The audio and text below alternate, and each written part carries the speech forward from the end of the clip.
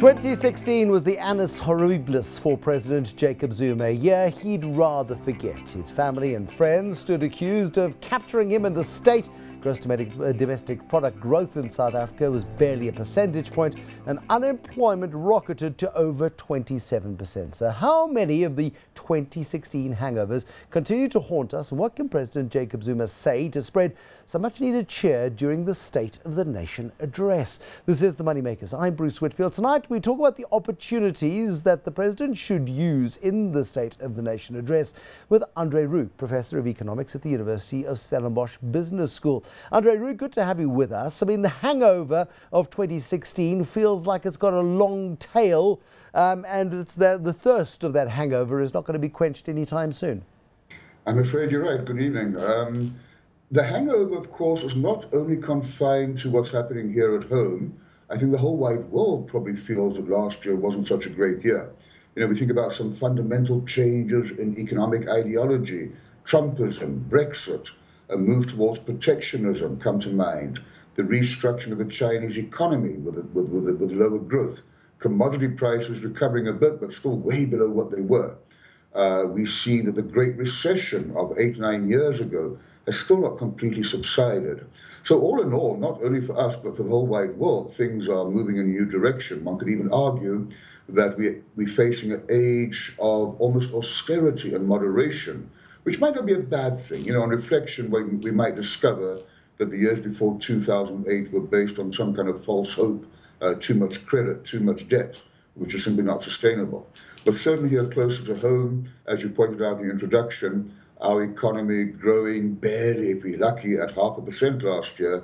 But for most South Africans, it would have felt like a recession. It certainly did, and 2016 was potentially a political watershed year. Was it a watershed year for the South African economy as a potential beneficiary of the fallout of Brexit, a potential beneficiary of the fallout of nationalism and Trumpism and all of the other woes that are going on in the world? Gave us a chance almost to regroup on a currency front, which gives us a chance to regroup on an inflation front and helps maybe to make us a contra-indicator for the world if we can start seeing lower interest rates by the end of the year. Yeah, I'm afraid I don't think it's quite that easy. Yes, one would like to think that we would have learned some very hard lessons, but one of the real challenges facing us now, short-term and long-term, is how to become and remain competitive in a crisis-prone global economy. So it's almost a double, it's almost a double whammy. We need to become more competitive, at the same time be able to do so in a global environment which is constantly changing, becoming different, sometimes better, sometimes worse. Whether or not Brexit and Trumpism, etc., will be in our favor, that remains to be seen. I think, but over and above the external factors influencing us, we do need to look closer at home in terms of what needs to be restructured, rethought, re-examined, and then reconfigurated. There's lots of work we need to do ourselves to enable us to at least survive, but preferably thrive from what is happening internationally. That, however, is easier said than done, simply because there is the trend towards populism in South Africa. We see ANC rhetoric, particularly, not necessarily ANC rhetoric, certainly the president's rhetoric, veering towards the highly populist, the white monopoly capital stance, for example. That is indeed one of the real risks. And obviously, the similar move elsewhere in the world probably gives some kind of strange justification to that. But leaving that aside, you are quite right. We need to start returning to what I would call basics. We need to realize, well, first of all, we need to realize there are some still very important strengths in our economy and in our society. I think it's very important that we identify the strengths and not just the weaknesses, and build upon those strengths and at least protect those strengths. One thinks here about our world-class and highly respected financial sector, the central bank, the Reserve Bank, which is autonomous. Our judicial system doing a pretty good job. I mean, these are some of the hallmarks, some of the cornerstones of a true democracy. We need to build upon those strengths and not dilute them. And that is where things like state capture, become a bit worrying. At the same time, we need to recognize some of the fundamental weaknesses. And it sounds like a cliche, but nothing can really be for the better unless we really start paying attention to education, appropriate education. I would almost say we need to start getting angry, not despondent, but angry, and ask how is it possible that we spend such a great deal of money on, for instance, education, but the education outcomes remain extremely disappointing. We need to, in the short term, obviously, do our very best to avoid this junk bond sword of Damocles hanging over us. We can't afford that. At the same time, successful nations think beyond just the immediate. They think beyond just cycles. They think long term. They think structurally. Things like savings, I mean, a much better savings effort. And I'm afraid to say that we need to ensure that our labor market, wages, etc., become more competitive. Now, it's a function of both wages and of course, education. What we also observe, which is very worrying, is this growing sense of entitlement and not always seeming to realize that things don't just fall into your lap. Successful nations don't become successful overnight. They work very hard on becoming successful. But that means that we've got to have a government that is able to take a 20-year view, a view beyond itself. What we are doing at the moment is we're fighting bushfires. You're in the Western Cape. You understand what it's like fighting fires on 100 different fronts at any one time. That's what we're doing in the economy right now. It seems like it's the equivalent of the summer fire season in the Western Cape. We can't focus on fire prevention 5 years from now because we're too busy trying to find money for the fuel for the fire engines now. Yes, well, that's exactly the point. We need a leadership which is visionary, but also that implies also being stubborn, being willing to almost transcend political cycles, even though at times that might appear to be rather unpopular. And that's as you said, it's easier said than done. But if we look at so-called successful nations in the developing world, we think of the likes of China, etc., their success didn't suddenly appear from nowhere overnight. It developed, it was nurtured over many, many years, if not decades. And at times it probably did take very brave and sometimes unpopular decisions. But that's crucial. You're quite right. One cannot just simply put out, as you say, the fires. One needs to do that as well, obviously. But we do need this longer term kind of vision, which is a hallmark of successful nations. Along with that, the message is we need to be patient. One cannot undo many, many decades of bad economics. You can't undo that overnight. It probably will take a decade or two or three, maybe a generation. You know, we think about education, as a wise old man once said, if you want someone with 12 years of education, guess what? It takes roughly 12 years. There's no magic wand. And that's one of the things that as a society, we need to realize.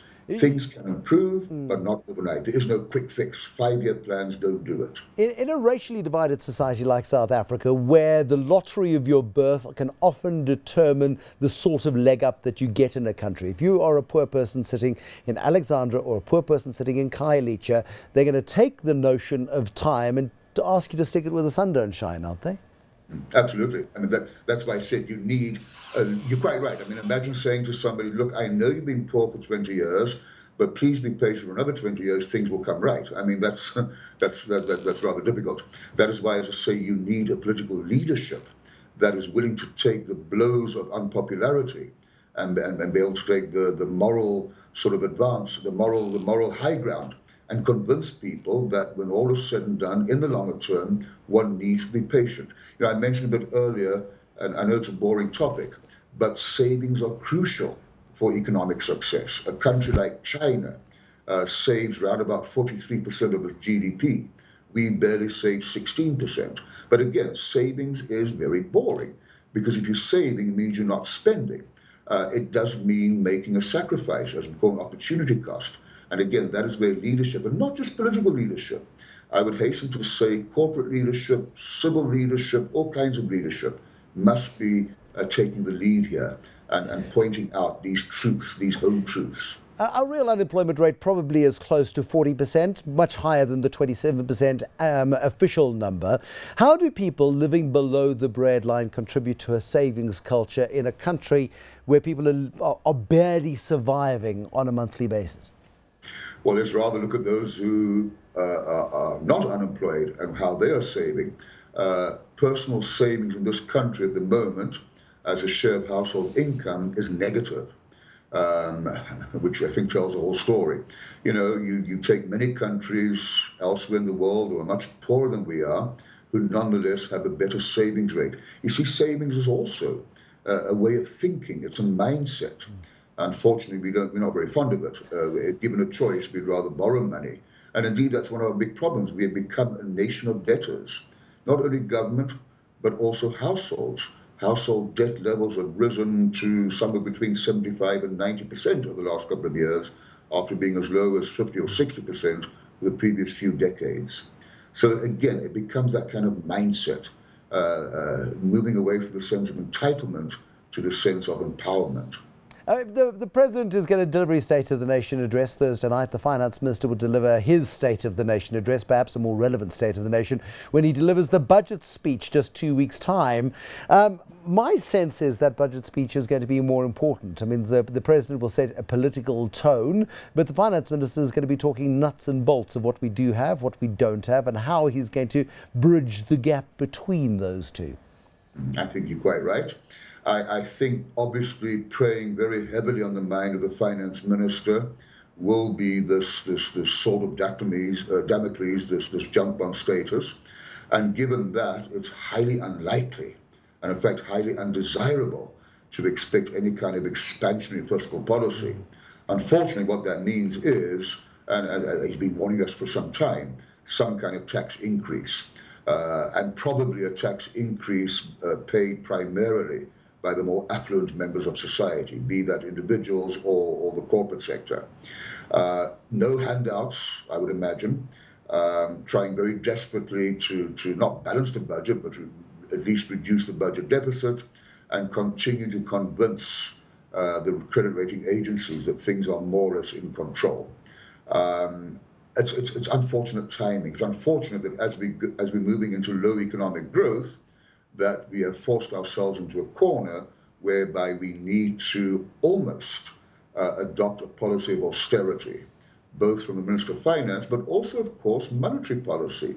Inflation is disturbingly high for a country where growth is rather low, and very limited scope for the Reserve Bank to lower interest rates in the foreseeable future. Professor Andre Roux, thank you so much for joining us. He is Professor of Economics at the University of Stellenbosch Business School, giving us his perspective ahead of the State of the Nation address. And of course, in 2 weeks' time, the sort of Damocles that hangs over Province Gordon hangs over the rest of us as well. And that comes in the form of tax increases. More issues to discuss, more money-making issues to discuss next time on the Moneymakers. Till then, have a very good evening. Bye-bye.